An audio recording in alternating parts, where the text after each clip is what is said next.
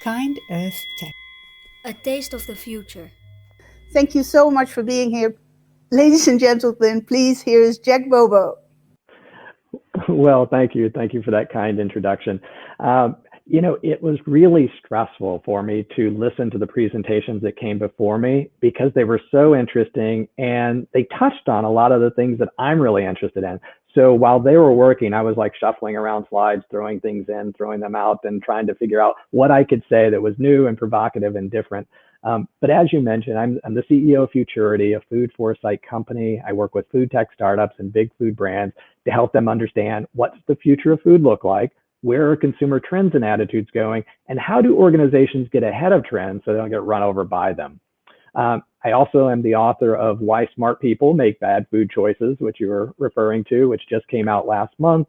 And the book is really about the rise of the global obesity epidemic. How did we get here, and what can we do in order to reverse the tide of obesity? I'm going to start sharing my screen here, though, so that I can pull up some of the slides that I have. Let's see if it will let me.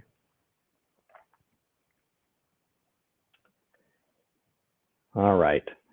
So I think I've got my slides here. Hopefully you can see my slide.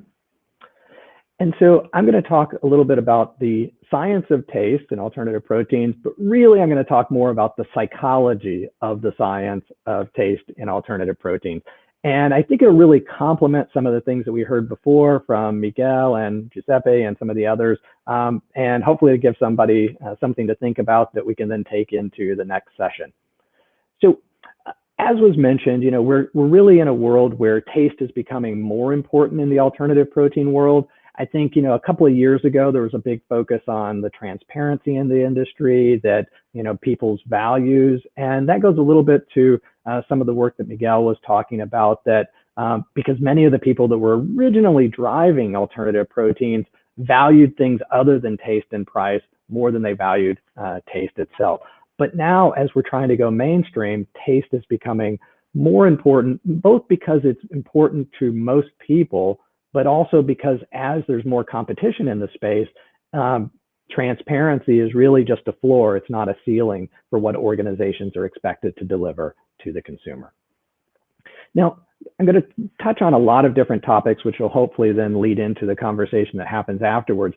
But one of the things that I found interesting is that when I look at some of the companies that are in the alternative protein space, a lot of them will have biotech or tech or labs in their name. And one of the things that I've ended up spending time with is trying to encourage those companies to remove technology from their name.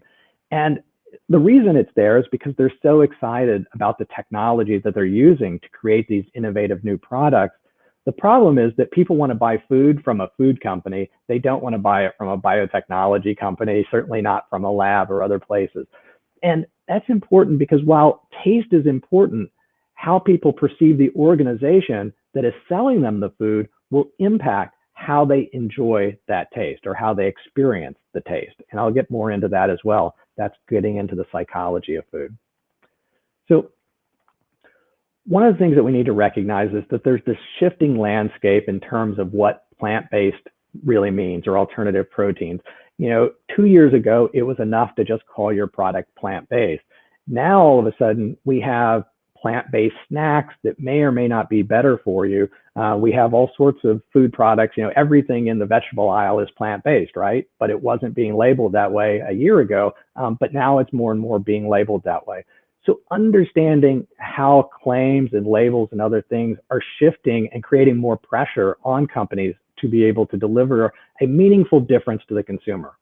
In other words, if a year ago, people may have assumed that something that was plant-based was healthier. But once you have chips and cookies and all sorts of other snacks that are all plant-based, it stops meaning something that's healthier, and it just means food in general. And so again, you're going to have to offer something in addition to being plant-based or in addition to being an alternative protein in order to break through and reach the consumer. Now, in the past, as I mentioned, just having that plant-based label created what's referred to in psychology terms as the halo effect. In other words, if it has one good quality, people just assume it has many good qualities. And that was something that was very beneficial to these products early on. When you were to ask, if you were asked people why were they trying an Impossible Burger, most people said it was because of health benefits, even though the product wasn't necessarily healthier, and it may be created for its sustainability benefits. And so once people assume it has one health benefit, though, or one benefit, they ignore some of the other factors around it. And so the halo effect is something that was more important in the past and will be less important going forward. One of the things that Miguel talked about that I thought was really interesting was his talking about how vegans and vegetarians are much more willing to compromise on taste because they're more concerned about the values that underlie the product than they are the taste of the product itself. Now, I think that that's absolutely true. I look at it in a slightly different way, though. Instead of looking at it in terms of vegan and vegetarian and reducitarian, I think of it in terms of something called the Law of Diffusion of innovation. It's been around since the 1960s. It helps to explain how new technologies, how new innovations disseminate through society. And I think this is helpful because it also helps to explain why some products are successful and others aren't. So instead of thinking of the vegans as, having a different moral compass, I think of them more as innovators, people that are willing to try new things. And then we have the early adopters who may not be the first, but they want to be among the first to try new products. And the success of Impossible Foods and Beyond Burger and all those has a lot to do with the innovators at first, today the early adopters. But in order to achieve scale and success, they need to appeal to that early majority. And that's getting at that group that Miguel referred to as the reducitarians and others. But it's a little bit different because the early majority, they're not just eating a different diet, they actually think differently.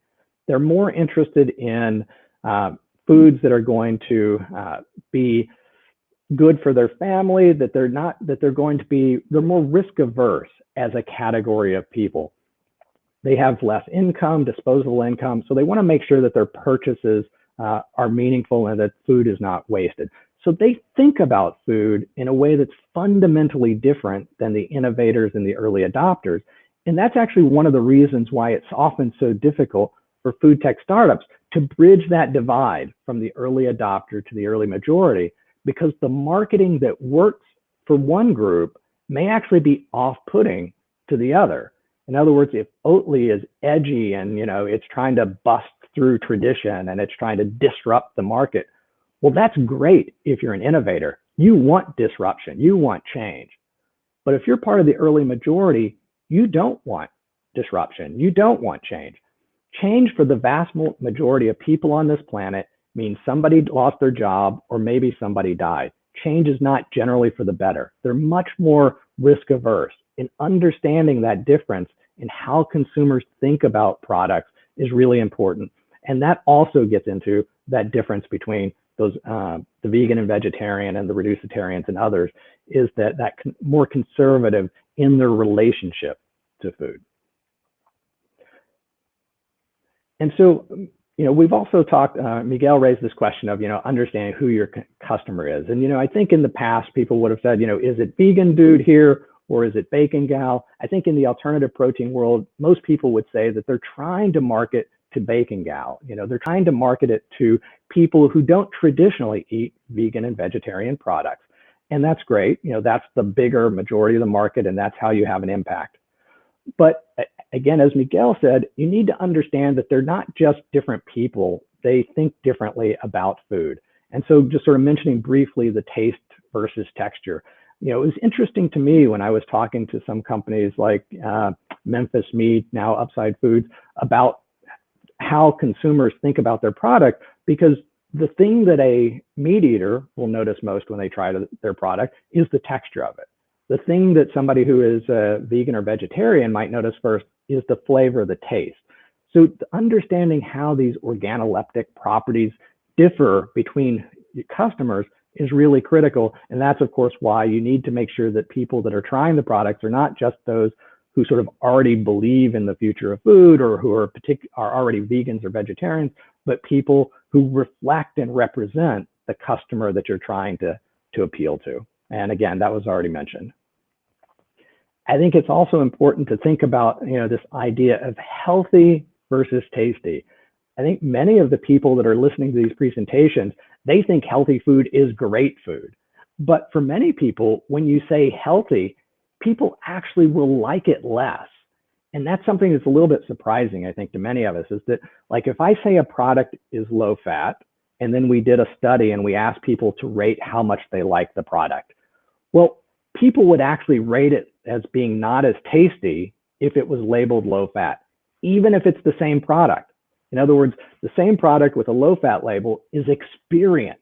The taste actually is less enjoyable. So a label that might appeal to an innovator and an early adopter might actually make the early majority enjoy your product less.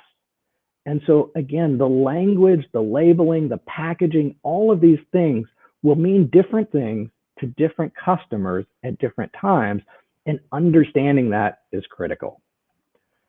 And so just another quick example related to something called cognitive dissonance. It's this idea that, sometimes we try to convince people, to become vegan, because it's like, why would you eat a pig, but you have a puppy as a pet? So creating this dissonance, so people have to make a decision. Am I for something or against it? But we also see this in labeling. And so here on the left, you see this Cricket energy bar, and they're very upfront about what's in the product. The problem is that most people don't really like to eat insects. And by putting that on the package, you create dissonance. On one hand, people want to do something that's good for the planet. On the other hand, they just don't like to eat bugs. And so a different way of conveying this is the way the Jungle Bar does it, which it's also insect powered, as they say, but they don't force you to confront the fact that you're eating bugs. They allow the consumer to not notice that fact. And so they will actually experience exactly the same product in these two different wrappers in different ways. It's critical to understand that how you convey information will influence how people perceive the taste and texture of your product. And so just one of the last points I want to make, because I know we're really short on time, is that not only do all of these things matter that I've talked about, but as your organization scales, your relationship to the consumer will also change. And just as an example, when Impossible Foods was $20 a burger and they were selling it in high-end restaurants in DC and San Francisco and other places, nobody cared that it was ultra processed and nobody cared that it had a GMO ingredient. But the day they went into 18,000 Burger Kings was the day that people pushed back on it being ultra processed, because people that wanted the uniqueness of the product were actually put off by the fact that all of a sudden the average poor person could afford it. So the relationship to the consumer changes as an organization scales, as an organization becomes more successful. Oatly had more pushback over its lawsuit recently because it was publicly traded than it would have had 1 month earlier. Our relationship to the consumer changes, expectations change, and perception of our product changes. So I know I'm out of time, so I'm going to leave my contact information up for just a second. I'm going to move over to the Q&A room. I hope that 1 or 2 people will join me there. But if not, feel free to reach out to me anytime. We can continue these conversations. A really important topic. Thank you for having me.